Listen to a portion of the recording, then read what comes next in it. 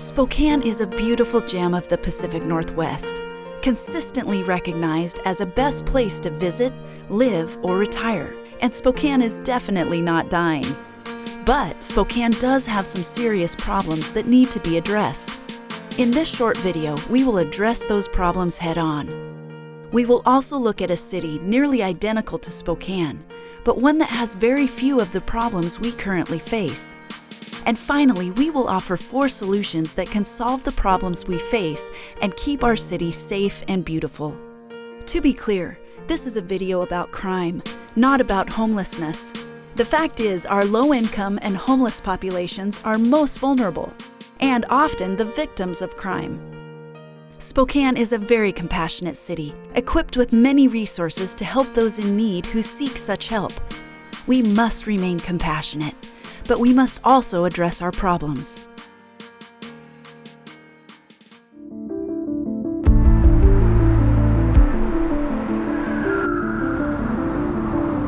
There's a degree of discomfort that is coming now with walking around downtown.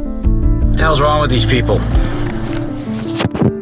This is no longer like a meth or a heroin problem. It seems like these people become out of their mind, and they're the people you will literally cross the road to avoid, because that's just how scary they are. I wouldn't come back down at night, and I used to love to hang down here in the evenings with friends, you know, maybe go grab a bite to eat, but it's really getting where people are afraid.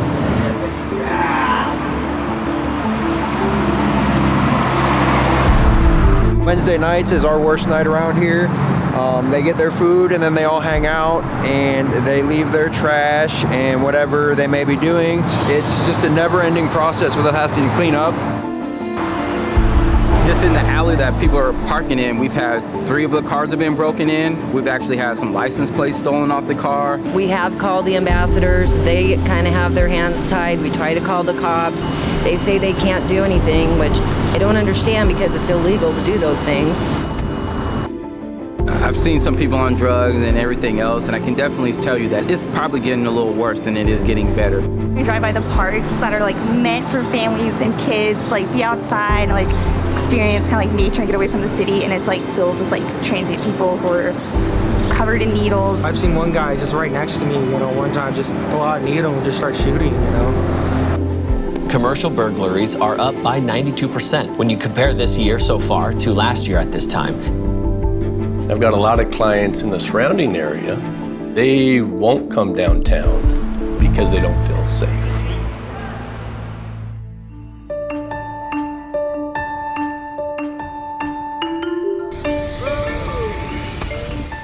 Screaming and yelling, I don't know what's going on. It kind of scares the crap out of me because I'm like, okay, alone in my apartment, like, I don't know what to do in regards to this. The ladies that work with me, they're kind of a little bit nervous and scared to get out their cars. I've worked downtown for quite a few years, and I've always just felt kind of sketched out to walk to my car and walk back from my car. Some people, you know, kind of suspect, and I hate to use that word because you just never know, but you could tell that they might have some issues and stuff, and they're kind of nervous about it. So it definitely is a big problem.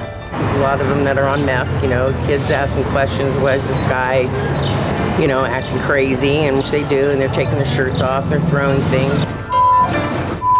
Spokane's downtown business owners, employees, residents, and shoppers have all been feeling the physical effects of a new wave of criminal activity downtown.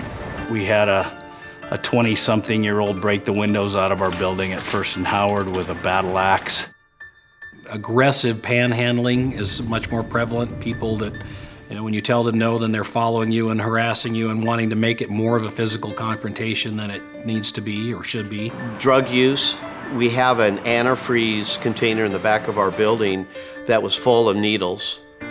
Just incredible situation.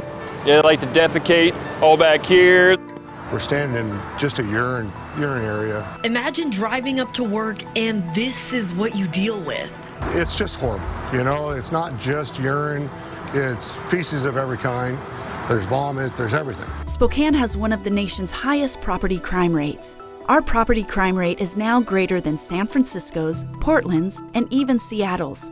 Spokane's property crime rate is 3 times greater than Boise's. and more than 5 times the property crime rate of New York City. Today, downtown business owners continue to deal with an influx of crime, which is also leading many investors to consider other options. Our lease is up about halfway through next year, 2020, and we're trying to decide if we're going to stay downtown or if we're going to move out. When it comes to, investing in downtown major projects, I kind of feel like taking a pause. We're looking at a couple deals, but I almost feel like taking a pause and waiting to see how the election turns out and see if there's any political will behind, at least recognizing what the problem is.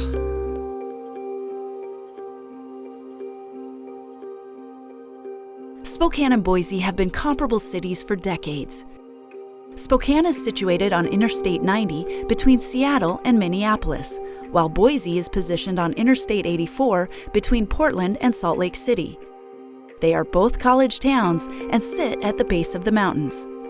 Spokane and Boise's population sizes are very similar. Demographically, the cities are nearly identical. According to the 2017 census, both are roughly 80% white, with Hispanic, Asian, Native American, and African Americans making up roughly the same portions of the population. Spokane and Boise also have roughly the same percentage of high school graduates and veterans. Spokane and Boise also face the same drug challenges. In 2017, they had similar drug-related death totals. This includes meth, heroin, and cocaine. But there are important differences to point out. Boise's crime rate is significantly lower than Spokane's. 2018 incident-based report data shows that both property crime and violent crimes are substantially lower in Boise. Homeless numbers are also very different. 2019 point-in-time data shows us that Boise has significantly less homeless. This winter, when the counts were made, Boise had 61 unsheltered homeless residents, compared to Spokane's 315. To summarize, Boise and Spokane are comparable in nearly every demographic, except for crime. And Boise has significantly less. I don't think about crime at all with our location. Wise enough, we lock the doors, we don't have alarms. We're more afraid of cyber activity. Really, the only problems we've had in the bar have been graffiti. Nothing too substantial as far as crime goes. I have very, very little crime in our garages. Once about every 3 years, we have an issue with people forgetting to lock their cars and people walking through garages occasionally. And usually when we identify that, we work with the police department and we are able to nip that at the bud.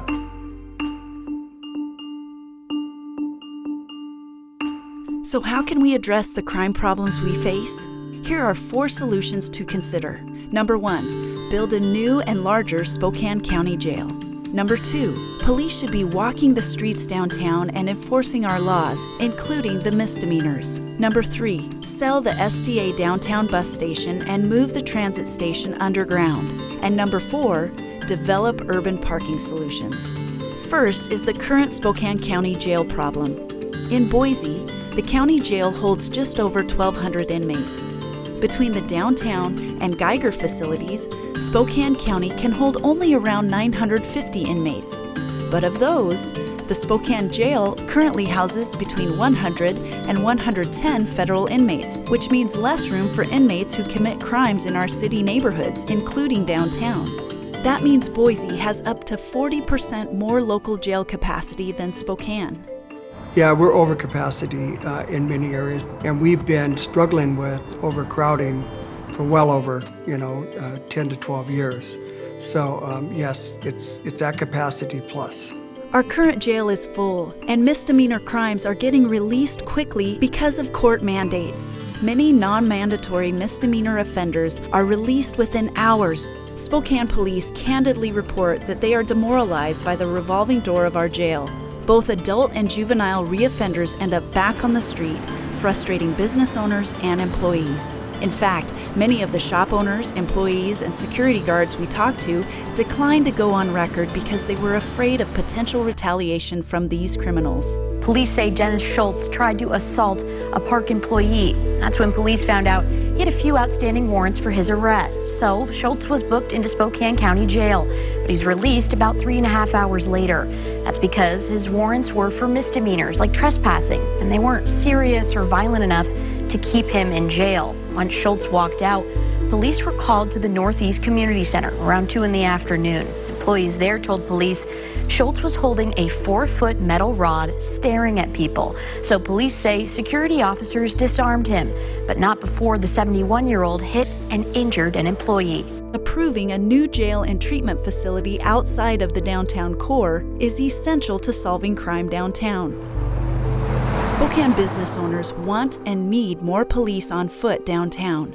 Spokane citizens also need and deserve police on the streets stopping all crimes, including misdemeanors. If you go to New York, there's a cop on every corner, it seems like, and they talk to you and they'll point out good restaurants and where the theaters are. Back in Boston, we knew the cops that were assigned to our areas. They would stop, say hi. We really noticed that that is not present in Spokane. The solution is not simply to add more police downtown. Boise employs roughly the same number of officers as Spokane. The solution is in how they are policing. There is definitely a police presence, and I think it's turning to a good presence. Walking the beat and knowing your neighbors and your community, that is a good thing, and I see the police officers in downtown Boise doing that. I feel safe, and I think a lot of patrons downtown feel safe because of that. And a lot of it is based on community and relationship building. So it's not just responding to issues as they arise, it's being proactive and ensuring that we have a relationship between our police department and our community, including businesses and neighborhoods. Sean Nemec is a retired police officer. He also served briefly as the chief of security at the Spokane Transit Authority in early 2019. They have to be doing enforcement. And that means the minor nuisance laws and the important ones, all of them. If the crime is allowed to go, to me, you're butting your head against the wall. Next, we must address the STA bus station downtown. It is a public space, and many people say they avoid it because of crime. In the first half of this year alone, the STA downtown bus station made more than 640 calls of service to law enforcement. This is more than any other location in the city. I won't shop in the STA Plaza. In fact, we had out-of-town guests that were doing a seminar, and I walked them 4 or 5 blocks around the area just to get them back to his hotel at the Davenport Hotel. I didn't want to expose him to that. There's fights and arguments and you name it, and so it is a problem area. In Boise, they too had a challenge with their public transit system. While it wasn't a crime problem, it was a location problem. They partnered with a developer and moved their transit station underground. Boise's underground bus station is a safe and clean environment. While Boise's public transit system may be smaller than Spokane's, large cities like Denver have also recently built underground bus terminals that positively impact the city with a safe and clean transit system like Boise's. Parking is also a problem in downtown Spokane. A better parking system will attract more visitors downtown. More visitors downtown will put pressure on the criminals to leave. We must develop a better urban parking plan. Again, Boise has a good model to follow. Its layered parking system encourages visitors downtown. The city of Boise owns and controls several parking garages that provide 1 hour of free parking. In addition, they provide 20 minutes of free parking at on-street meters. Meter pricing is based on 3 zones. Each zone affects pricing. In Spokane, people say parking downtown is a challenge. Parking's always been an issue in downtown Spokane, and one of the reasons we lose businesses from downtown out to the other areas and the periphery of downtown is that there's free parking and lots of parking. In Spokane, the parking system has no universal rate nor a free time allotment. According to a recent city parking study, the use of the spaces downtown is inefficient. At peak, thousands of parking spaces are underutilized.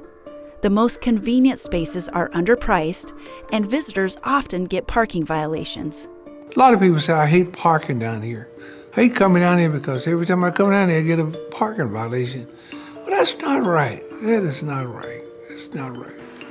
Many downtown residents, business owners, and visitors believe this problem can be solved through a more strategic plan. What's your biggest challenge as a downtown Spokane business? The crime that's developing now, and trying to bring in my clients from downtown. We got parking issues, we got crime issues, we got a blight on the downtown because of the drugs and the crime that's going on. Spokane, it's time to make some important decisions. Downtown is your highest tax base, so if you talk about fire and municipal services and police, you need to have a vibrant downtown to support the city economically. Your downtown truly is the heart of your city. Many feel that the city and its leadership must address 4 issues to solve the crime downtown. Spokane County Commissioners and the City of Spokane must step up and allow citizens to decide soon on a new jail and treatment facility. The city police must enforce misdemeanor laws and enact a proactive policing strategy downtown. The city must follow the design of Boise, Denver, and other successful downtowns. Sell the downtown bus station and build a bus transfer station underground. Finally, the city must create and implement a more strategic parking plan that encourages visitors downtown. There are solutions out there, and we as a community need to work together. It's just a town where everybody cares. This is a great city. This is a great city. Spokane is one of America's most beautiful cities. We must solve the crime in our downtown while always showing compassion for those who are homeless and vulnerable. We have come to the point where we must make a decision. We can solve our current problems, and we can keep our city safe, revitalized, and desirable to future investment, residents, and visitors. This project was funded by Larry Stone, a local citizen who grew up here and cares deeply about Spokane.